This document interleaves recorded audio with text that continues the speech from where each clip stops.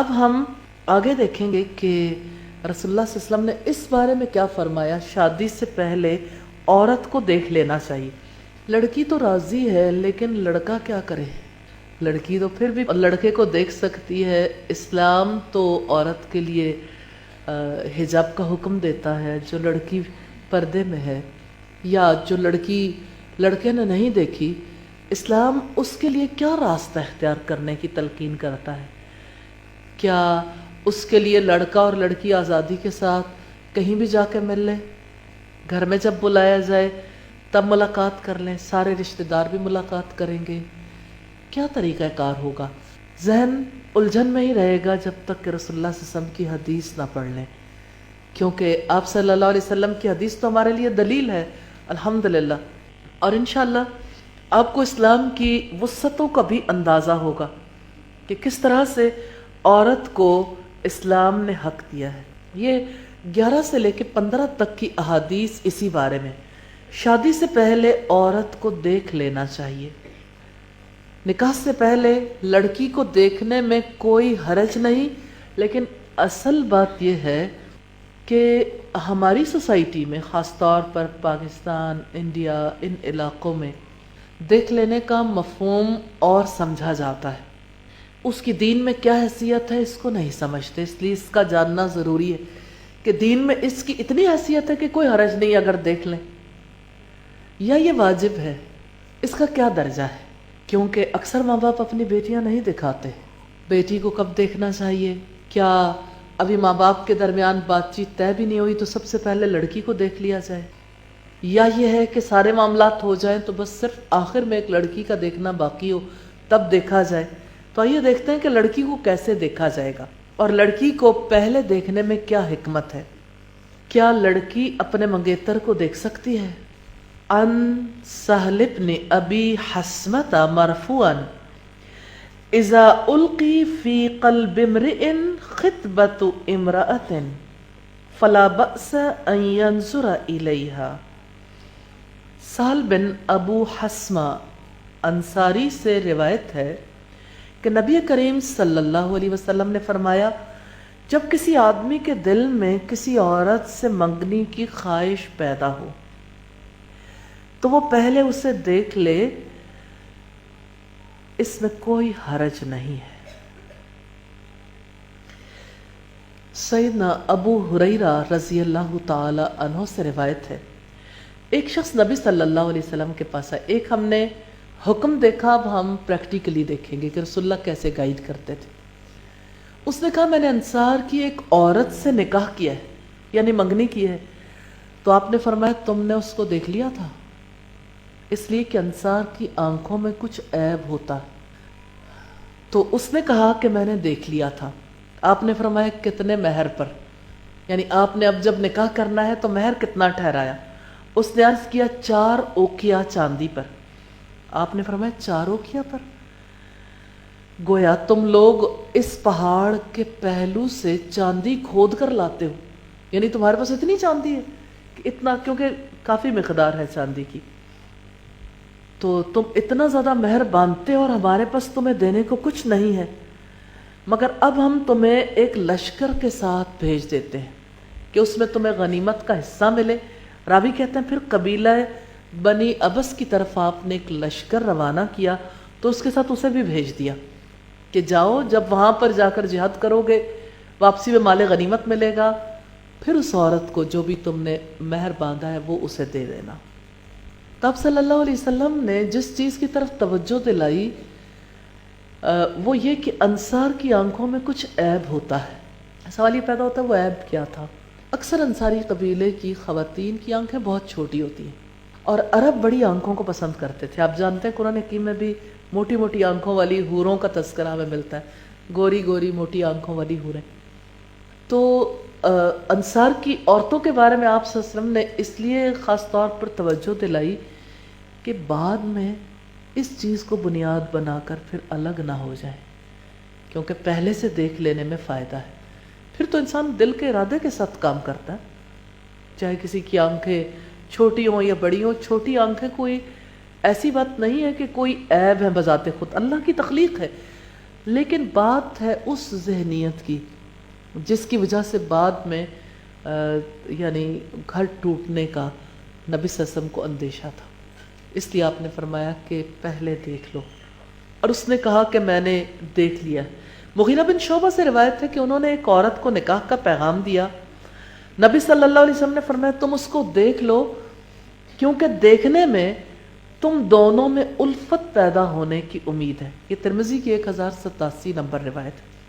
پہلی بات یہ تھی کہ انصار کی عورتوں میں کچھ خرابی ہوتی ہے، یعنی کوئی ایسی بات نہ ہو۔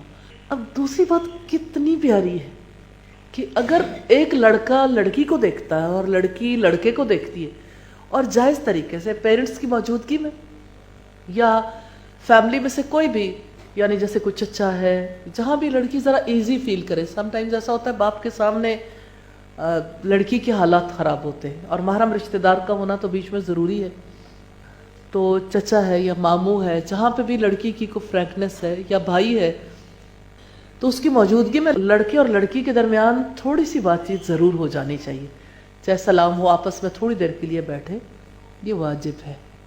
ایسا حکم نہیں ہے دیکھنے کا جو آپشنل ہے، اور رسول اللہ صلی اللہ علیہ وسلم نے اس کی حکمت یہ بتائی ہے کہ اس کی وجہ سے دونوں میں محبت پیدا ہوگی۔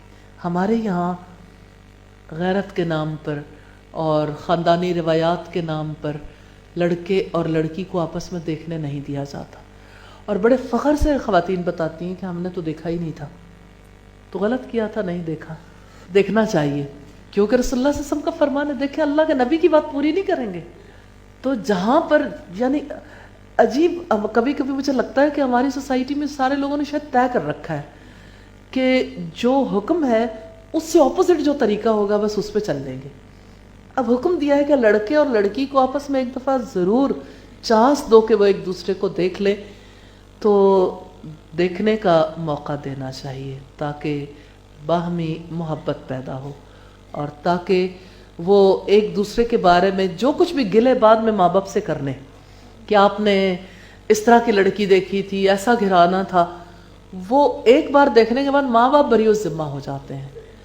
اور حقیقت یہ ہے کہ لڑکی کے لیے بڑا مشکل محاذ ہے، کسی بھی لڑکے، خاص طور پر جو لڑکیاں پردہ کرتی، فیس کور کرتی ہیں، وہ کس طرح سے کسی کے سامنے، کسی لڑکے کے سامنے اپنے فیس کو کھول دیں، ان کے لیے بہت مشکل موڑ ہوتا ہے۔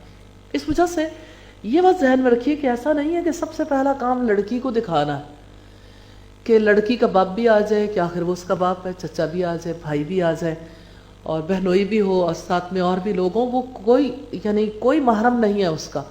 لڑکے کے ساتھ تو اس لیے کہ نکاح کے لیے اس کے دل کو رغبت ہو جائے، لڑکی کے کسی یعنی لڑکے کے کسی کزن کو رغبت ہو گئی یا اس کے بھائی کو رغبت ہو گئی، یہ مطلوب نہیں ہے۔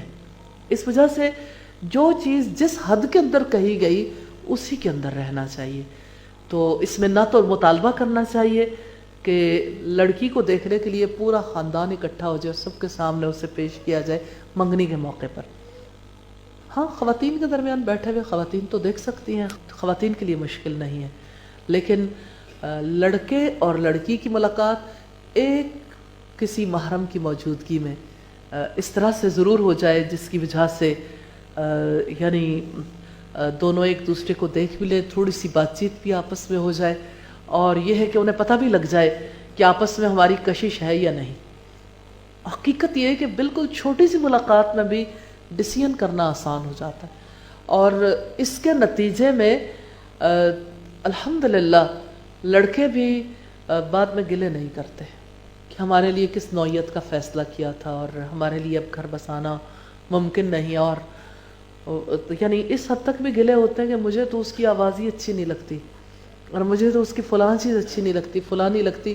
وہاں بات بھی ہو جائے گی اور شکل بھی دیکھ لیں گے، اور یہ ہے کہ اس میں لڑکی بہت زیادہ، یوں بھی نہیں ہے کہ بہت زیادہ بن سنور کے سامنے آئے گی، چہرہ جو ہے وہ سامنے ہوگا، باقی تو اسی طرح سے باقی بدن کو وہ نمایاں نہیں کرے گی۔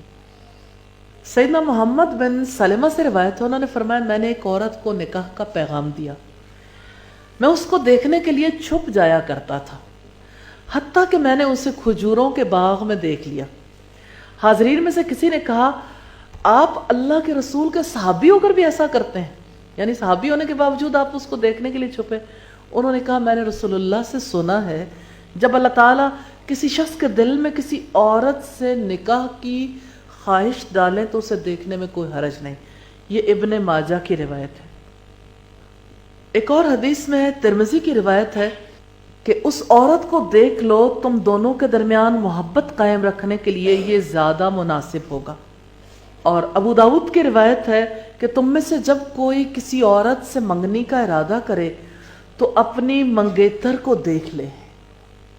اور ہمارے یہاں جب اس کا مجھے حیرت ہوتی، میں جب اردو میں حدیث کی شرح بھی دیکھتی ہوں تو ترجمے میں خصوصی طور پر لفظ شامل کرتے اگر ممکن ہو تو دیکھ لیں، یعنی تاکہ نہ ہی دیکھنے دکھانے کا عمل ہو. حالانکہ یہ رسول اللہ صلی اللہ علیہ وسلم کا حکم ہے.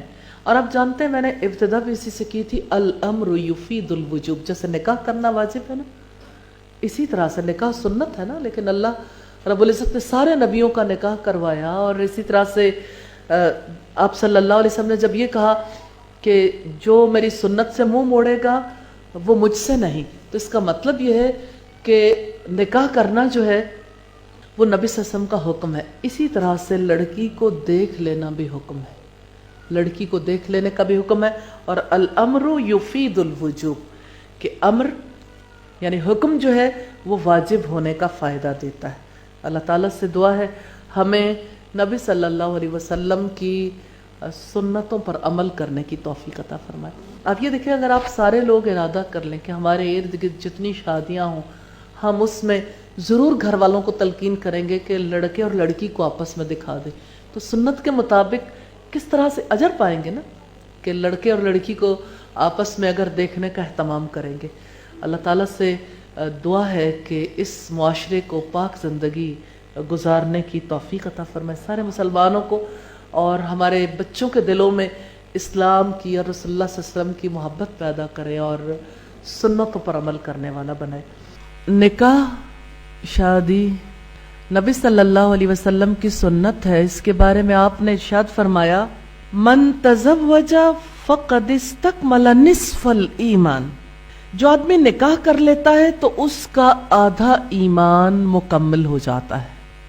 فَلْيَتَّقِ اللَّهَ فِي النِّصْفِ الْبَاقِي. اس کو چاہیے کہ باقی ایمان کے بارے میں، یعنی آدھے ایمان کے بارے میں اللہ تعالیٰ سے ڈرتا رہے. حدیث کے حوالے سے ہمیں یہ پتہ چلتا ہے کہ نکاح کی دین میں کیا حیثیت ہے. مرد اور عورت کے باہمی تعلق کو جو جائز قانونی نکاح کے توسط سے قائم ہوتا ہے اسے نصف ایمان قرار دیا گیا. کسی صحابی نے اللہ کے رسول صلی اللہ علیہ وسلم سے پوچھا کہ اللہ کے رسول، ہم اگر اپنی بیویوں سے تعلق قائم کرتے ہیں تو کیا ہمیں اس پر اجر ملے گا؟ تو آپ صلی اللہ علیہ وسلم نے فرمایا کہ اگر تم اسے کسی غیر کے ساتھ معاملہ کرو تو کیا اس پر پکڑ ہوگی؟ یعنی اگر نکاح کے علاوہ کسی اور طرح کا تعلق قائم کیا جائے، اگر اس پر اتنی شدید سزا ہے تو نکاح کے تعلق کو رب کے لیے اختیار کیا ہے نا، تو رب کے لیے جو تعلق اختیار کیا جائے اس کی چاہت، اس کی مرضی کے مطابق، اس کے بنائے ہوئے طریقہ کار کے مطابق، تو اس پر کتنا بڑا اجر ہے کہ جیسے نماز کا عمل ایمانی عمل ہے، جیسے روزہ ایمانی عمل ہے، جیسے زکوٰۃ ایمانی عمل ہے، جیسے حج ارکان اسلام میں سے ہے، ایسے ہی نکاح کو اتنا بڑا درجہ دیا گیا کہ نکاح یا شادی کرنا جو ہے یہ اتنا بڑا عمل ہے کہ گویا کسی نے اپنے نصف ایمان کو مکمل کر لیا. اب باقی نصف کے بارے میں اللہ تعالیٰ سے ڈرتا رہے، کیونکہ اللہ تعالیٰ کے تقوی، اس کے خوف کے بغیر انسان اللہ تعالیٰ کے احکامات کی پابندی کرنے کے قابل نہیں ہوتا. تو الحمدللہ کہ یہ ایسا دین ہے جو دین ہمیں بتاتا ہے کہ باہمی تعلقات کو کس بنیاد پر استوار ہونا چاہیے، اور اس کا دین میں کتنا بڑا درجہ ہے. آپ اندازہ کر سکتے ہیں ایک نکاح کا درجہ نصف ایمان ہے. حقیقت یہ ہے کہ انسان کی آدھی زندگی نکاح سے متعلق ہی ہوتی ہے، کیونکہ نکاح کے بعد حقوق و فرائض کے ایک ایسے دروازے میں انسان داخل ہو جاتا ہے کہ ہر ایک چیز انجام دینے پر اجر ہے اور اس کو چھوڑ دینے پر پکڑ ہے. مثال کے طور پر شوہر بیوی کے حقوق ہیں، پھر اولاد کے حقوق ہیں، پھر اسی طرح سے جو ماں باپ اپنے ماں باپ کے حقوق ہیں، لیکن اسی طرح سسرالی جو رشتہ دار ہیں ان کے جو حقوق ہیں، اور جتنے اللہ تعالیٰ نے اس توسط سے، یعنی رشتہ داریوں میں بہت زیادہ اضافہ ہو جاتا ہے، سحر کے رشتہ داری کا ایک بڑا سلسلہ بن جاتا ہے، اور انسان کے لیے اجر کے اور مواقع پیدا ہو جاتے ہیں الحمدللہ۔ اور بڑی بات ہے انسان کی پاکیزگی کی، جیسے وضو سے انسان پاک ہوتا ہے ایسے ہی رشتہ ازدواج سے بھی انسان پاک ہوتا، کیونکہ انسان کی نفسیاتی جذباتی کیفیات ایسی ہوتی ہیں کہ ان کیفیات میں اسے خود پر کنٹرول کرنا مشکل ہو جاتا ہے۔ تو الحمدللہ اللہ رب العزت نے اسے دین کا حصہ بنایا، اور اتنا بڑا حصہ بنایا۔ کبھی آپ یعنی کسی بھی دنیا کے دین میں دیکھنا چاہیں، دنیا میں جتنے مذاہب ہیں، نکاح کو کیا آج کسی اور دین میں ہم اس حیثیت میں دیکھتے ہیں؟ عیسائیت میں رہبانیت کو سب سے بڑا درجہ حاصل تھا نکاح نہ کرنے کو۔ پھر آپ اگر اس کے علاوہ ادیان میں دیکھیں تو نکاح نہ کرنا زیادہ پسندیدہ ہے بنسبت نکاح کرنے کے، کیونکہ نکاح کرنے کو یا آپ یوں کہہ لیں کہ شوہر اور بیوی کے یا ازدواجی تعلق کو دین کا حصہ نہیں قرار دیا گیا، تو یہ عین دین ہے الحمدللہ۔ جب ہم اس کو اس کے لیے جو بھی کاوش کرتے ہیں، مثال کے طور پر ماں باپ اپنی بچی کے لیے یا بچے کے لیے کاوش کرتے ہیں، تو وہ اپنے فرائض کی ادائیگی کے لیے جیسے اللہ تعالیٰ کے حقوق ہیں، اسی طرح سے بندوں کے بھی حقوق ہیں، اور بندوں کے حقوق بھی دراصل اللہ تعالیٰ ہی کے حقوق ہیں۔ تو جو اپنے بچوں کے رشتوں کی تلاش میں رہتے ہیں تو وہ تلاش کا عمل بھی دراصل فریضے کی ادائیگی کے لیے اس پر بھی اجر ہے الحمدللہ۔ اس کے لیے جتنی کاوشیں کی جاتی ہیں، جتنی سٹرگل ہوتی ہے، اس پر بھی اجر ہے۔ پھر اس کو انجام دینے کے لیے جو طریقہ کار اختیار کیا جاتا ہے سنت کے مطابق ہے، تو اس پر بھی اجر ہے۔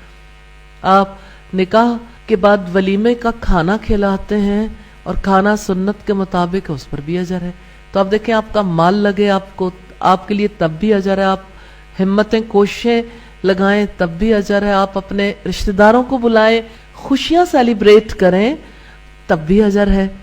اور اسلام خوشیاں منانے سے تو نہیں روکتا، بلکہ اگر ہم اپنے دین کے اعتبار سے دیکھیں تو دو چیزوں کا بہت شدت کے ساتھ مطالبہ کیا گیا، ایک صبر کا اور دوسرے شکر کا۔ صبر مصیبت پر ہوتا ہے اور شکر خوشی پر۔ جب کبھی انسان کو کوئی نعمت ملے تو اس کا مطلب یہ ہے کہ یعنی جو زندگی کا آدھا حصہ ہے، یعنی خوشیوں کا حصہ، اس کے لیے انسان ایک مومن جب اللہ کا شکر ادا کرتا ہے تو شکر ادا کرنا اس کو کتنا اجر دیتا ہے۔ نبی صلی اللہ علیہ وسلم نے فرمایا الحمدللہ تملأ المیزان، کہ اللہ کا شکر ادا کرنا زبان سے انسان ادا کرتا ہے نا، ظاہر ہے دل تو ساتھ ہوتا ہے، نعمت کا اعتراف ہوگا تو تبھی انسان صحیح معنوں میں شکر ادا کرنے کے قابل بھی ہوتا ہے۔ تو یہ شکر ادا کرنا اتنا بڑا عمل ہے کہ اس کی وجہ سے میزان بھر جاتا ہے الحمدللہ۔ تو یہ کتنی پیاری زندگی ہے جس کا تصور ہمارا دین ہمیں دیتا ہے الحمدللہ الحمدللہ۔ اور اس پیاری زندگی، اس پیارے طریقہ کار میں سے ایک طریقہ کار نکاح کا ہے۔ میرا جی چاہتا ہے کہ آج کا پروگرام شروع کرنے سے پہلے میں ماؤں سے کہوں جن کی بیٹیاں ہیں یا بیٹے ہیں کہ ہم دور کیوں جائیں۔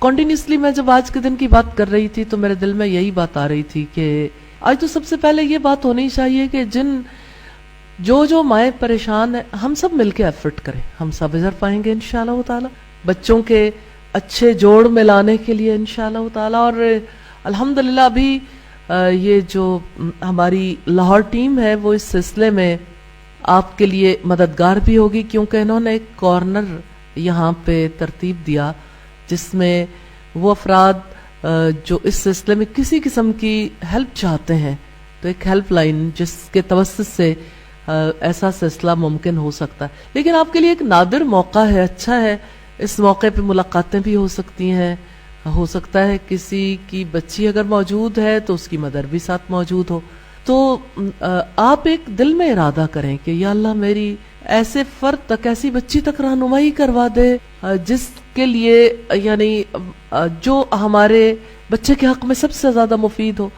اور اسی طرح سے جیسے بچی کی ماں جو ہے وہ بھی یہ دعا کر سکتی ہے، اور بچیاں خود بھی اپنے لیے بھی خود دعا ضرور کرنی چاہیے، کیونکہ نصف ایمان ہے.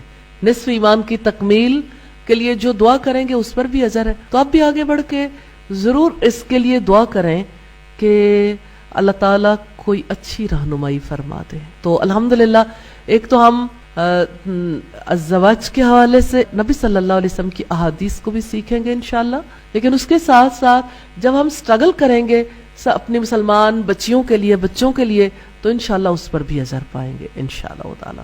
تو انشاءاللہ مجھے اللہ تعالیٰ سے امید ہے، میں اس سے دعا گو ہوں کہ اس پروگرام کے دوران ہی بہت سے لوگ آپس میں ایک دوسرے سے واقفیت حاصل کر لیں، اور اللہ تعالیٰ بہت سے بچوں اور بچیوں کے لیے مسائل حل فرما دیں، یہ مسائل حل فرما دیں، اور بہت سے گھرانوں کے آپس میں تعلقات جڑوا دے، ایسے تعلقات جس کی وجہ سے اللہ تعالیٰ کی رحمت ہو، اللہ تعالیٰ کی رحمت ہو، اور دونوں گھرانوں کے لیے یہ رشتے آنکھوں کی ٹھنڈک کا باعث ہو.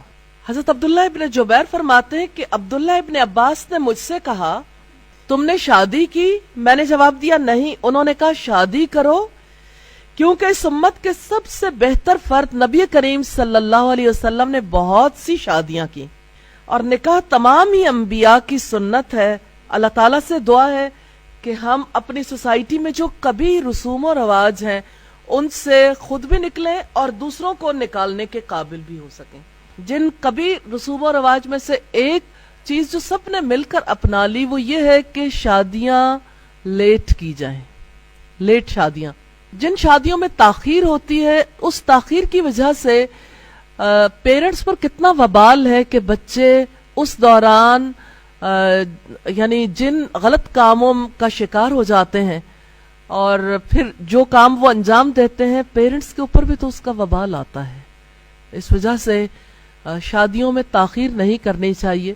میں بھی اسی سوسائٹی کا حصہ ہوں جہاں پہ ماں باپ کی یہی سوچ ہوتی ہے کہ ابھی بچہ پڑھ رہا ہے، کبھی بچی پڑھ رہی ہے، اور بچوں اور بچیوں کے پڑھتے پڑھتے شادی کے کتنے سال ضائع ہو جاتے ہیں. اب آپ دیکھیے کہ ایک نارمل عورت کے 366 سائیکلز ہوتے ہیں، 366. اب میں سوچ رہی تھی کہ اگر ایک بچی کو 20-21 سال کو پہنچتی ہے تو اس کے 100 سائیکلز گزر جاتے ہیں، اور اگر وہ 30 سال کی ہو جاتی ہے تو 200، تو اس کے باقی سائیکلز کتنے رہ گئے، کتنے کم چانسز رہ جاتے ہیں نا اس کی زندگی کے باقی. تو تقریباً اپنی زیادہ زندگی گزار چکی ہوتی. یہ ایک ایوریج اندازہ ہے کہ اتنے 100 سے زیادہ سائیکلز جو ہیں وہ ایک بچی کے گزر چکے ہوتے ہیں 20 سال تک. تو کیا اللہ کو کیا جواب دیں گے جب یعنی اتنی مدت گزار چکے ہوں گے. تو میں یہ بات کر رہی تھی کہ اتنے سائیکلز گزر جائیں تو ہر سائیکل پر کیا اپنے رب کو جواب نہیں دینا، کہ اپنے اس اعتبار سے نہیں سوچنا چاہیے کہ اس کے ایجوکیشن کے کتنے سال رہتے ہیں. اس اعتبار سے دیکھنا چاہیے کہ ایک بچی جب شادی کے قابل ہو گئی تو اس کے بعد ہم نے اسے کتنا انتظار کروایا. تو ایک سال میں 12 سائیکلز ہو گئے، اور پھر آپ اتنے برسوں میں دیکھیے کہ کیا صورتحال ہو جاتی ہے. تو اتنا بڑا ظلم ہے جو اوورآل ہم اپنی سوسائٹی میں جاری رکھے ہوئے ہیں. اللہ تعالیٰ ہمیں اس کی سمجھ نصیب فرمائے، اور ہمیں جب ہمیں خود سمجھ آئے گی تو ہم اس کے ایمبیسڈر بن جائیں گے نا، کہ سوسائٹی کے اندر چینج اسی طرح سے آتی کہ کچھ لوگوں کا مائنڈ چینج ہوتا ہے تو وہ آگے اس بات کو پھیلانے والے بن جاتے ہیں. اللہ تعالیٰ اپنی رحمت فرمائے. حدیث نمبر 12 ہے عن جابر بن عبداللہ قال قال رسول اللہ صلی اللہ علیہ وسلم اذا خطب احدکم المرأة فإن استطاع ان ينظر الى ما يدعوه الى نکاحها فليفعل. حضرت جابر بن عبداللہ بیان کرتے ہیں کہ رسول اللہ صلی اللہ علیہ وسلم نے فرمایا جب تم میں سے کوئی آدمی کسی عورت کو منگنی کا پیغام بھیجے تو وہ اس کی جس صفت کی بنا پر اس سے شادی کرنا چاہتا ہے اسے دیکھ لے. تو نکاح سے پہلے لڑکی کو دیکھ لینا چاہیے. نبی صلی اللہ علیہ وسلم نے، کل ہم نے دیکھا تھا کہ نبی صلی اللہ علیہ وسلم نے اس کا خود حکم دیا کہ انصار کی عورتوں کی آنکھوں میں کچھ خرابی ہوتی ہے، اس وجہ سے آپ نے ایک انصاری سے کہا تھا کہ جب آپ نے نکاح کرنا ہے تو پہلے لڑکی کو، پہلے عورت کو دیکھ لو۔ دوسری بات یہ کہ آپ صلی اللہ علیہ وسلم نے فرمایا، مغیرہ بن شعبہ سے روایت ہے، انہوں نے ایک عورت کو نکاح کا پیغام دیا تو نبی صلی اللہ علیہ وسلم نے فرمایا اس کو دیکھ لو، کیونکہ دیکھنے میں دونوں میں الفت پیدا ہونے کا امکان ہے، امید ہے، یعنی اللہ تعالیٰ کی رحمت ہو جائے گی، دونوں کے درمیان محبت ہو جائے گی۔ یہ ترمذی کی 1087 نمبر روایت ہے۔ سیدنا سابق رحمہ اللہ فرماتے ہیں، دیکھنے کا حکم صرف مردوں تک محدود نہیں، عورت کے حق میں بھی یہ اسی طرح سے ثابت ہے، اس لیے اسے بھی اپنے منگیتر کو ایک نظر دیکھ لینا چاہیے۔ اور سیدنا عمر رضی اللہ تعالی عنہ نے فرمایا، اپنی بیٹیوں کی شادی بدصورت مرد سے مت کرو، کیونکہ عورتوں کو بھی مردوں سے وہ کچھ اچھا لگتا ہے جو کچھ مردوں کو عورتوں سے اچھا لگتا ہے۔ مراد یہ ہے کہ اگر آپ رشتہ نکاح کرنا چاہتے ہیں تو دیکھ بھال کے، تاکہ آپس میں جی لگے اور اس رشتے کے ٹوٹنے کے امکانات کم سے کم ہو جائیں، محدود ہو جائے یا امکانات نہ رہیں، یعنی اپنے تئیں کوشش کرنی چاہیے کہ یہ رشتہ باعث محبت ہو۔ حدیث نمبر 13 ہے، ان ابی حمید قال قال رسول اللہ صلی اللہ علیہ وسلم اذا خطب احدکم امرأة فلا جناح علیہ ان ينظر الیہا اذا كان انما ينظر الیہا لخطبته وان كانت لا تعلم۔ حضرت ابو حمید رضی اللہ تعالی عنہ سے روایت ہے، رسول اللہ صلی اللہ علیہ وسلم نے فرمایا، جب کوئی آدمی کسی کو منگنی کا پیغام بھیجے تو اسے دیکھ لینے میں کوئی حرج نہیں، اگرچہ اس عورت کو علم نہ ہو، لیکن شرط یہ ہے کہ وہ منگنی کی وجہ سے دیکھ رہا ہو۔ ابھی کل کے دن کسی نے سوال کیا، جب پروگرام ختم ہوا تو کسی نے سوال کیا کہ کیا بچی کو ہر صورت میں دکھایا جائے گا کہ اگرچہ کوئی محض یعنی کہ اپنی کسی خواہش کی وجہ سے کوئی دیکھنا چاہے؟ اس حدیث میں وہ وضاحت موجود ہے، شرط یہ ہے کہ کسی کا منگنی کا یعنی اس رشتے کے لیے فائنلی کسی کا ارادہ بن گیا ہو۔ طریقہ کار اس کا یہ ہے کہ باقی سارے معاملات میں جب دونوں فیملیز ایگری کر جائیں اور بالکل پوری نیت ہو نکاح کرنے کی، تو اس وقت پہ فائنلی لڑکے کو دکھا دینا چاہیے، تاکہ اگر اس کے دل میں کوئی ایسی بات ہو تو وہ نہ چاہے تو نہ کیا جائے، لڑکے اور لڑکی ایک دوسرے کو دیکھ لیں، لیکن یہ ہے کہ باقی معاملات میں پھر تفتیش کرنے کی ضرورت نہ رہے۔ ایسا نہیں ہے کہ سب سے پہلا معاملہ لڑکی کو دکھانے کا ہو کہ باقی معاملات بعد میں دیکھ لیں گے۔ سب سے زیادہ تکلیف دہ سلسلہ لڑکی کے لیے ہوتا ہے، کیونکہ لڑکی بڑا آکورڈ فیل کرتی ہے ہر دفعہ، وہ یعنی رشتہ دیکھنے کے لیے جو لوگ آنا چاہتے ہیں ان کے لیے وہ تیار ہوتی ہے، پھر اس کے لیے یعنی ہر بار اسے دیکھنے کے لیے جب لوگ جاتے ہیں پھر دیکھتے ہیں، پھر ریجیکٹ کر دیتے ہیں۔ کسی کی بیٹی کو یوں دیکھنے نہیں جانا چاہیے۔ اگر کوئی کسی کی بیٹی کو دیکھنا چاہتا ہے، کسی بچی کو دیکھنا چاہتا ہے، تو انفارملی آپ کسی بھی جگہ پہ جا کے، کسی جگہ بچی پڑھتی ہوگی، کسی جگہ وہ رہتی ہوگی، آپ دیکھنا چاہیں تو آپ کے لیے کوئی حرج کی بات نہیں، کسی اور مقام پر دیکھ لیں۔ لیکن اگر یعنی رشتہ کرنے کا ارادہ ہے پھر کسی کے گھر جائیے، اس سے پہلے کسی کے گھر نہیں جانا چاہیے۔ آپ اپنے آپ کو خود اس مقام پر رکھ کر دیکھیے کہ انسان کو ریجیکٹ ہونا کتنا برا لگتا ہے، کتنا تکلیف دہ، نفسیاتی طور پر آپ کسی کو کل کر دیتے ہیں جب آپ کسی کو ریجیکٹ کر کے آتے ہیں۔ اس وجہ سے اسے اللہ تعالیٰ کی خوشنودی کی خاطر ایسا طریقہ کار اختیار کریں جس کی وجہ سے آپ کسی کے لیے باعث تکلیف نہ بنے۔ اللہ تعالیٰ ہم پر رحم فرمائے۔ حدیث نمبر 14 ہے، عن ابی ہریرہ ان رجلا اراد ان يتزوج امرأة من نساء الانصار فقال رسول اللہ صلی اللہ علیہ وسلم انظر الیہا فإن فی اعین الانصار شیئا یعنی الصغر۔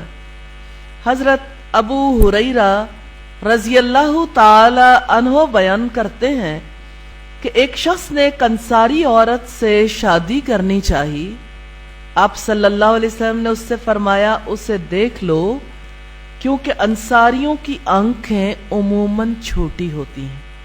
रिश्ता देखने के लिए उमूमी तौर पर घर वाले जाते हैं, उमूमी तौर पर, और लड़का लड़की को देख ले और लड़की लड़के को देख ले, इसका एहतमाम हमारे यहाँ दीनी नुक्ता नज़र से नहीं किया जाता कि दोनों के दरमियान मोहब्बत पैदा हो जाए, दोनों एक दूसरे पर एग्री हो जाए। समटाइम्स ऐसा है कि ना लड़की पर्दा करती है, दोनों घरानों में मेल जोल है, तो लोग आदतन आ गए और आदतन एक दूसरे के साथ फैमिलीज की मुलाकात हो गई।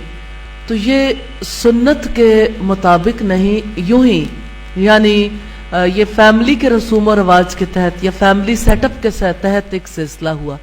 अजर उस बात पर है जो सुन्नत समझकर अल्लाह की खुशी के लिए अख्तियार की जाए, नबी सल्लल्लाहु अलैहि वसल्लम की सुन्नत के मुताबिक। तो आपने निकाह के बारे में जो तरीक़ेकार खुद अपनाना है, अपने सोसाइटी में रवाज देने के लिए काम करना है, इसी की जानिब तवज्जो दिलाइए कि अल्लाह से अजर पाना है और नबी सल्लल्लाहु अलैहि वसल्लम के तरीक़े को रवाज देना। तब आप देखिए कि इस्लाम में जबर नहीं है, कैद नहीं है, आसानियां हैं, और रिश्ता करने के लिए उमूमी तौर पर हमारे यहाँ मजहबी घरानों की जानिब से जैसा तर्ज अमल इख्तियार किया जाता है, तो मजहबी घरानों में नॉर्मली ऐसा होता है कि इस चीज़ को इस्लाम के खिलाफ बनाकर पेश किया जाता है कि ये कैसे हो सकता है, जिस बच्ची को कभी किसी ने ना देखा हो, ऐसे मौके पर हम अपनी बच्ची को दिखा दें। तो अगर आप वाक़तन रिश्ता निकाह करना चाहते हैं तो फिर सुन्नत के मुताबिक करें, उसको अपने ज़ाती ख़यालात की भेंट न चढ़ाएं, उसी तरह से करना चाहिए जैसे अल्लाह के रसूल सल्लल्लाहु अलैहि वसल्लम ने हुक्म दिया। और यहाँ पर अंसारियों की आंखें छोटी होती हैं, यानी छोटी आंखों से भी किसी को मोहब्बत हो सकती है, लेकिन कुछ लोगों की नज़रों में बड़ी आंख जो है वही दरअसल हुस्न का मयार है। तो ऐसे लोग फिर बाद में सिर्फ आंखों की वजह से ही सारी जिंदगी जलते रहते हैं। तो बेहतर यह है कि पहले ही फैसला कर लें, अगर पहले से फैसला हो जाएगा तो बाद में मुशक्कत नहीं होगी। हदीस नंबर 15 है, अनिल मुगीरत इब्न शुअबत अन्नहु खतब इमराअतन फक़ाल अन्नबी सल्लल्लाहु अलैहि वसल्लम उन्जुर इलैहा फ़इन्नहु अहरा अन युअदम बैनकुमा। हजरत मुगीरा बिन शोबा रजी अल्लाह ताला अन्हो ने एक औरत को शादी का पैगाम भेजा। नबी करीम सल्लल्लाहु अलैहि वसल्लम ने उन्हें फरमाया, उसे देख लो, क्योंकि इस बात का ज्यादा इम्कान है कि इस बिना पर तुम्हारे दरमियान मोहब्बत डाल दी जाए।